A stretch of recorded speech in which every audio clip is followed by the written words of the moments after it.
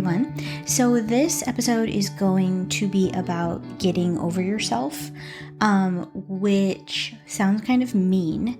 It's not meant to be mean, it's just really the foundational step in being a creative entrepreneur and marketing that work. Because if you are stuck in judging yourself, then all that happens is you stay extremely quiet. So I'm going to tell you about my first memory of getting the hell over myself. So it occurred when I was in 4th grade. I was a new student at a small school, and there was one other new student as well. So most of these kids had gone to school together forever, and they all knew each other, and they had their established games, and then I came in as the new person, me and this other person. And obviously, when you're in 4th grade, nobody's really jumping at the chance to play with the new kid. So I thought, okay, well, I'll take my cues from this other new person. And the other new person handled being the new kid there was like a big hill that sloped down to the playground, and they just sat on the hill and cried. And from my interest in behavioral psychology, even from a young age, I was always watching people. So I was like, okay, let's see if this is going to work. Is that going to attract anyone over? And it didn't. And so my mom tells a story of how I came home from school that day, and she was like, well, how did it go? Because she knew I hadn't really made friends yet, and it was kind of tricky. And I said, well, I know one thing for sure is I'm not going to be the kid who sits on the hill and cries. And I just started joining in and allowing myself to be seen in that environment and letting my true personality shine. And just like is true now with anything, the people who were attracted to my personality, my vibe, whatever it was I was putting out there, became friends with me. And then, of course, there's always, especially at this small private school, I can't even tell, I ended up leaving the school because I was so badly bullied by the group of people that didn't like me. So it didn't exactly have like a happy ending arc. It ended in a sad fizzle at 6th grade, which of course then presented me with the problem of being new in 7th grade and doing the same experiment again. So a lot of people never have the opportunity to get over themselves because they either stay within their shell or they choose things in their life, a path that never really tests them or tests them in that way. So getting over yourself, the core of it is really rooted in confidence. Confidence is something that you can train yourself to be more confident. You can train yourself to be more confident by consistently putting yourself out there in the world and not dying. What I mean by that is sometimes we think like the worst thing that's going to happen is rejection. The worst thing that's going to happen is people are going to make fun of you. The worst thing that's going to happen is, and you'll build it up in your mind, these worst case. And you have this absolutely elaborate show going on in your mind of worst case scenarios. So in your head, you're thinking of ideas, you know, you want to showcase your sessions, you know, you want to market, you know, you want to put yourself out there, but then you're jumping ahead and deciding how it's going to be perceived, how you'll be judged, and the fear that you'll have. And what the visual that's so interesting about this is like all of that mental work could be occurring while you are sitting on the couch drinking tea, and inside of your house is inside of your mind is World War III, but looking in on you, you just look like you're sitting there frozen. So nothing is actually happening despite you feeling like you've worked your body up into feeling like something bad has happened, but nothing has actually happened. So confidence comes from doing it scared. There's very few people that try things and do things and aren't scared to do them. And sometimes I feel like within our minds, we think we need to wait for that fear to completely dissipate for us to participate. And in reality, everyone, like 99% of people who are creative entrepreneurs or small business owners of any kind, are doing it scared. Unless they're like the most confident people ever. But that actually doesn't necessarily make for the best entrepreneur, because often those people who aren't doing it scared are lacking empathy. And so eventually they kind of lose their ability to connect with people. And I feel like that's not necessarily the path that we should achieve. You can still be yourself and be worried about all of those things that could potentially happen while still taking the steps that you need to take.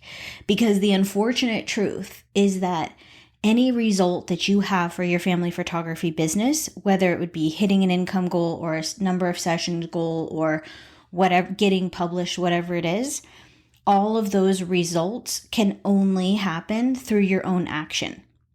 And the only way that you're going to take action is if you do it scared. And so 2025, my nudge for everyone would be to figure out the steps that you need to take and then gather the courage to just take those steps. And like I know I talked about this in the very beginning of this podcast, is visual, grabbing fear by the hand and walking side by side. And that little guy is still next to you. It's not as though you take the step and he evaporates. But what happens is you learn to trust yourself. So if you say for 2025, I want to specialize in maternity sessions and I want to market those very effectively and I want to stop communicating with people about price.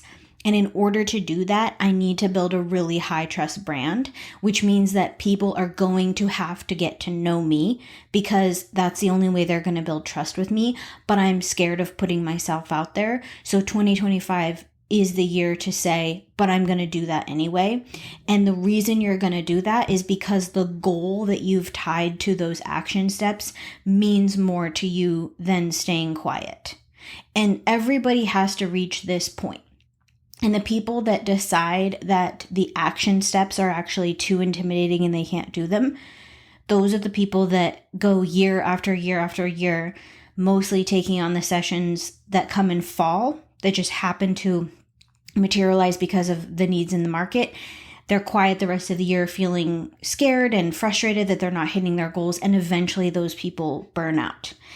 So those are the main two type of people that burn out of family photography. It's the people that they have maybe come on the market and they have a huge group of people that they know. Their natural network is just massive. So they come on the market really cheap, get a ton of clients and then burn out. Or there's the people who are really creative and great photographers and have all the potential to build high trust businesses, but they're too afraid to actually market those businesses, and those people fizzle out. So the middle road that's actually not traveled and is pretty rare is the person, which I consider myself in this group, where I'm just traveling along, keeping promises to myself, continuing to market, having a high trust brand, it's booking out. It's a fairly easy path. And the ease of that path is built by my own trust in myself. Because no one, unless you have a venture capital friend, is coming to save your business.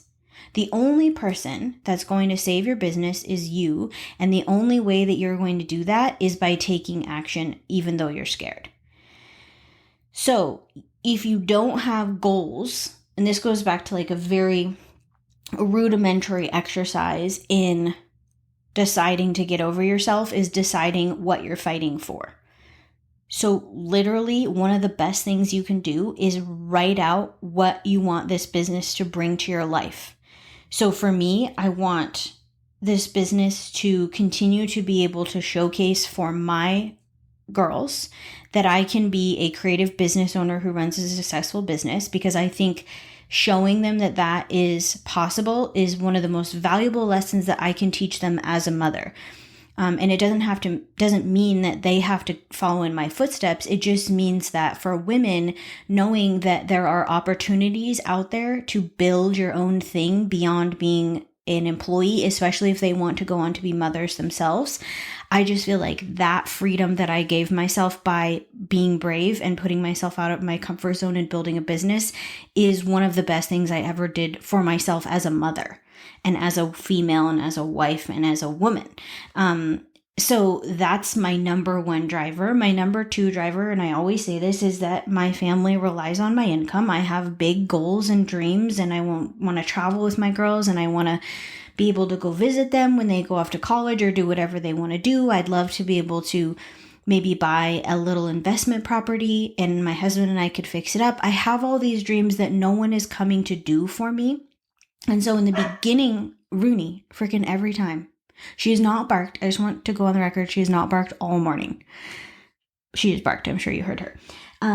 Is in the very beginning, I would say like the first 5 years, every year without fail, I did a dream board that was directly tied to my business. And a lot of people can be like, oh, that's very silly. Like that anyone can do that. Anyone can do that. Hardly anyone does that. Hardly anyone takes a minute to look at the 1 year, 3 year, 5 year plan of what this work could mean to you.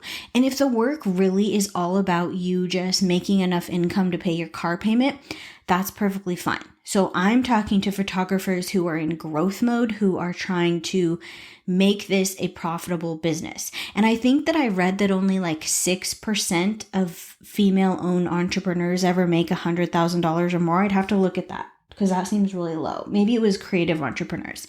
But there's not a lot of women out there just consistently hitting income goals. And I would say that the number one reason for that is because they haven't gotten over themselves in order to market. They're too afraid. They're too worried of judgment from other people, even within their own family members. You don't even know the amount of family photographers that I've mentored who have animosity coming from within their own home. Either it's real or it's perceived. I don't feel like my husband likes that I'm spending so much time on this business. I don't think my kids like that I spend time away from them. Whether or not that's real or perceived, until you can let yourself be the type of business owner that you want to be, then you are the person who's holding yourself back. So the very first step is working on that confidence and knowing that it doesn't mean that you sit around and wait for the fear to leave. It means you grab fear's hand and you take the step. And that's what everyone is doing. Let me rephrase that. That is what everyone is doing who is actually working towards something. And there's a lot of people who just have their backs to the wall and they're waiting for something to happen. They're waiting for something to change, whether it's external or internal. They're waiting for someone to save them. And unless you have a huge inheritance coming, or someone who's like, you know what I want to do with my money? I want to invest in the local family photography business community. No one is coming to save you. And at first I was like, I think we kind of all, especially as Americans, have this idea that this American dream or this idea of hitting our financial goals is something that is almost innately promised to us, but it's actually built upon the back of our own ingenuity. And the fact that you even started this business makes you so rare. But you can't see its full potential unless you get over yourself. So that is the quick but important lesson for today. I'm recording this one before Black Friday. On my Instagram, I just put the information about working with me one-on-one for 8 weeks, starting in 2025. So I'm going to do a little discount code possibly for that. I can't decide because I feel like it's already priced really well for how much time you get one-on-one with me. So I haven't decided yet. I think what I might do instead is just add an additional maybe Voxer or Zoom call that goes over Pinterest specifically. I think that's what I'll do. So that information I'll put in the show notes if you want more. And then, I'll be back next week with another episode. And if you are going to a Thanksgiving gathering, or you're going around people, or you're trying to bake something new or cook something new, or try to wear a new outfit even, use this little lesson as a time, like if you had, let's say you had an outfit that you saw on Pinterest that was a really cute little Thanksgiving outfit, but you're like, oh my God, I'd never wear that. Wear it. Like literally wear it. If you want to try to bake something new, bake it. If there's someone that you at Thanksgiving that you want to draw a boundary with, I'm not saying disrupt your entire Thanksgiving, like blow up your Thanksgiving dinner and then blame me. I'm saying if you're around people you're not normally around, whether that means you want to start more conversations or share more about what you're doing with your business or your goals for 2025 when you're in these family conversations, all of those little scary steps that we take to wear the thing we actually want to wear without judgment, or start conversations with people we may be intimidated by, or just open up the conversation and put ourselves in the spotlight for it for a second, all of those things end up building trust within yourself so that when you go to do it again, you have the data that you can do scary and hard things. Okay, hope you guys have a great week.